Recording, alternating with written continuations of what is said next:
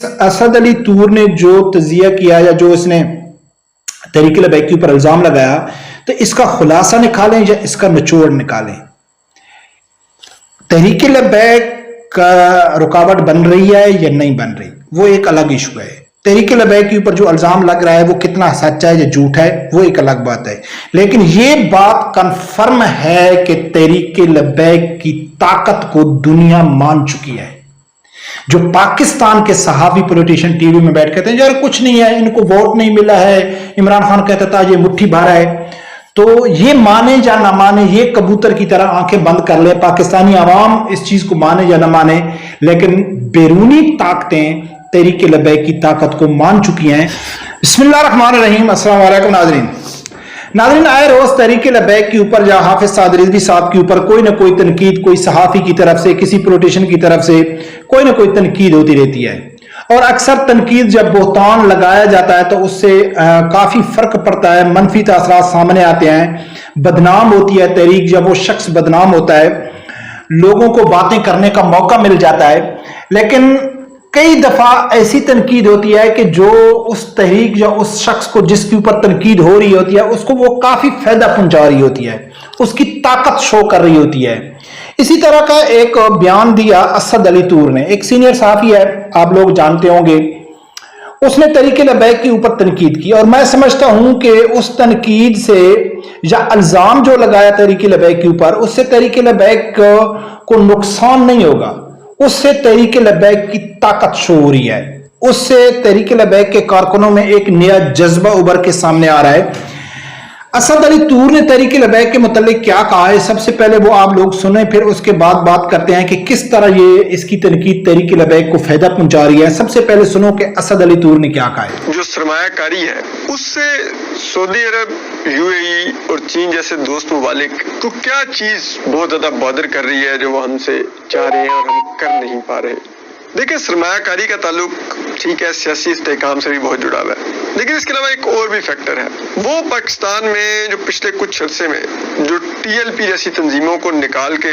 مل سے اور جو ان کو جن بنا دیا گیا، اب وہ جن پاکستانی معاشرے کو ہانٹ کر رہے ہیں، اور وہ اتنا زیادہ ہانٹ کر رہا ہے کہ اب ہمارے دوست ہم سے پیچھے ہٹ گئے، وہ یہاں پر آنے کو، سرمایہ کاری کرنے کو تیار نہیں ہے۔ اور یہ ہے کہ پاکستانی ایک تو ٹھیک ہے دہشت گردی کا تو ہمیں چیلنج تھا ہی تھا، لیکن اب پاکستانی معاشرہ بطور معاشرہ عام آدمی بھی انتہا پسند ہو گئے۔ ناظرین، اسد علی طور نے کہا ہے کہ تحریک لبیک کی وجہ سے پاکستان میں سرمایہ کاری نہیں آ رہی۔ جو سیاسی استحکام ہے وہ تو ٹھیک ہے، لیکن ایک فیکٹر تحریک لبیک کا بھی ہے جس کی وجہ سے پاکستان میں سرمایہ کار، خاص کر جو دوست ممالک ہیں، وہ آنے سے گھبراتے ہیں۔ اس نے کچھ دوست ممالک کا نام لیا، چائنا کا نام لیا، یو اے ای کا نام لیا، سعودیہ کا نام لیا۔ اچھا، اس حد تک تو میں اس کے ساتھ اتفاق کرتا ہوں، اور اس نے بالکل زبردست بات کی ہے۔ اس سے تحریک لبیک کی طاقت شو ہو رہی ہے، پاور ہو رہی ہے، جیسا کہ پاکستان میں اگر پاکستانی تحریک لبیک کی طاقت کو تسلیم نہیں کر رہے تو عالمی دنیا تحریک لبیک کی طاقت کو تسلیم کر رہی ہے۔ جو اس نے نام لیا چائنا کا، سعودیہ کا، دبئی کا، تو اس میں بالکل کوئی شک نہیں آئے کہ یہ ملک تحریک لبیک سے خوفزدہ ہیں۔ ہاں، سرمایہ کاری آئے گی نہیں آئے گی وہ فیکٹر ہے یا نہیں ہے، اس کے اوپر آگے بات کریں گے، لیکن یہ ملک تحریک لبیک سے خوفزدہ ہیں، جس کا نام اسد علی طور لے رہے ہیں۔ وہ اس طرح کہ جب حافظ سعد رضوی صاحب کو جیل میں ڈالا گیا تھا تو اس ٹائم شیخ رشید نے بھی معید پیرزادہ کے پروگرام میں ٹی وی میں آ کے کہا تھا کہ ہمارے اوپر دبئی، سعودیہ، رشیا، ان ملک کا پریشر ہے کہ آپ لوگوں نے تحریک لبیک کے خلاف کیا کیا، تو ہم نے کہا ہے کہ بھئی ہم نے انہیں کالا دم قرار دے دیا۔ تو اس ٹائم اس کے اوپر میں کئی ویڈیو بنا چکا ہوں کہ آخر تحریک لبیک سے سعودیہ، یو اے ای یا رشیا کو کیا فکر ہے۔ وہ ناظرین اس لیے کہ پاکستان میں پاکستان کے بے شرم صحافی یا پاکستان کی عوام اگر وہ تحریک لبیک کی طاقت کو نہیں مانتی یا اگنور کرتی ہے یا کبوتر کی طرح آنکھیں بند کر لیتی ہے،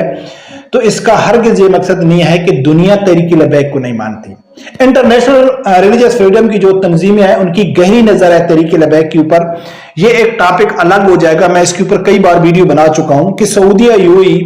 ای इस टाइम दुनिया में कोई भी एक इस्लामी तंजीम ऐसी नहीं है जिससे लोगों को खौफ हो, क्योंकि सऊदीया ने ऑलरेडी अमेरिका के कहने की वजह से हिजबुल्लाह हो गया, हमास हो गया, इख्वानुल मुस्लिमीन हो गया, उनको दहशतगर्द तंजीम करार दे दिया है। अगर इंटरनेशनल रिलीजियस फ्रीडम की जो तंजीमें हैं अगर उनकी गहरी नजर है तो वो तहरीक लबैक के ऊपर है। अच्छा, इस हद तक तो ठीक है कि ये मुल्क तहरीक लबैक से खौफजदा है। तहरीक लबैक से खौफजदा उनको होना चाहिए या नहीं होना चाहिए उसके ऊपर तो आगे बात करेंगे, लेकिन ये तो बात इतने तक तय हो गई है कि आलमी दुनिया तहरीक लबैक की पावर को मानती है। अब ये कहता है कि तहरीक लबैक की वजह से इन्वेस्टमेंट नहीं आ रही। अच्छा, इन्वेस्टमेंट आएगी या नहीं आएगी या वो किस हद तक इसकी सच्चाई है, लेकिन इसने कहा है कि भाई इन्वेस्टमेंट क्यों नहीं आएगी, क्योंकि तहरीक लबैक के जो आम लोगों के अंदर उनका एक यानी कि तहरीक लबैक की वजह से हर आदमी को यानी खत्म नबुव्वत, नामूस रसालत या कुछ वाक़ये ऐसे पाकिस्तान में जो सरगोदा में हुआ, गुजरांवाला में हुआ, अच्छा कसूर मुख्तलिफ जगह में हुआ जहां कुरान पाक की भी हुर्मती होती है या कोई आदमी गुस्ताखी करता है, सियालकोट का वाक़या हुआ तो उसको तहरीक लबैक से जोड़ा जाता है कि यार ये लोग रोडों में आ जाते हैं। अब सवाल ये है कि एक तो इसने ये तस्लीम कर लिया कि बैरूनी ताकतें तहरीक लबैक से खौफजदा हैं, दूसरे नंबर पे इसने ये भी तस्लीम कर लिया कि तहरीक लबैक का जो बयानिया है वो बच्चे बच्चे तक पहुंच गया है। हाँ, उसको नेगेटिव तरीके से किस तरह पेश करना है कि जी उनके लोग आएंगे, फैक्ट्रियां लगाएंगे, उसके अलावा का वहां कारकुन जो पाकिस्तानी काम करेंगे, तो भाई कहीं भी तहरीक लबैक के कारकुन या हर वो शख्स जो तहरीक लबैक के बयानी को सपोर्ट करता है कहीं भी नहीं सुना है कि किसी फैक्ट्री के अंदर उन्होंने एहतजाज किया है कि ये लड़की क्यों आ रही है इसमें काम करने के लिए, ये गर्लफ्रेंड और बॉयफ्रेंड जो दफ्तरों में फहाशी होती है उसके ऊपर कभी उन्होंने आवाज नहीं उठाया है। ठीक है, कभी नहीं कहा है कि इस फैक्ट्री में क्या बन रहा है, क्या कुछ हो रहा है, किसी चीज के ऊपर कोई भी एतराज नहीं होता है, चाहे वो नॉन मुस्लिम अपना फंक्शन फैक्ट्री के अंदर करते हैं, कभी किसी पाकिस्तानी कारकुन ने आवाज नहीं उठाया। हाँ, तब उठाते हैं कि कोई गुस्ताखी करता है,